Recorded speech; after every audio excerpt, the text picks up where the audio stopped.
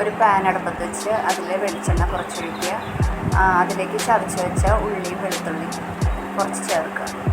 നന്നായി മൊരിഞ്ഞ് വരുമ്പോൾ അതിലേക്ക് അല്പം മഞ്ഞൾപ്പൊടിയും കുറച്ച് മുളക് പൊടിയും ചേർത്ത് നന്നായി മൂത്ത് വരുമ്പോൾ നമ്മൾ അരിഞ്ഞ് വെച്ച പയറിൻ്റെ ഇല, കുറച്ച് തേങ്ങ രണ്ടും കൂടി ചേർത്ത് യോജിപ്പിക്കുക.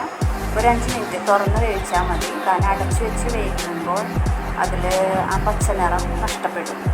അപ്പോൾ സാധാരണ ഇലകളൊക്കെ തുറന്ന് വേവിക്കുന്നതാണ് ഏറ്റവും നല്ലത്. എല്ലാവരും ഇങ്ങനെ ഒന്ന് ട്രൈ ചെയ്യുക. എൻ്റെ വീഡിയോ ഇഷ്ടമായാൽ ലൈക്ക് ചെയ്യുക. Thank you.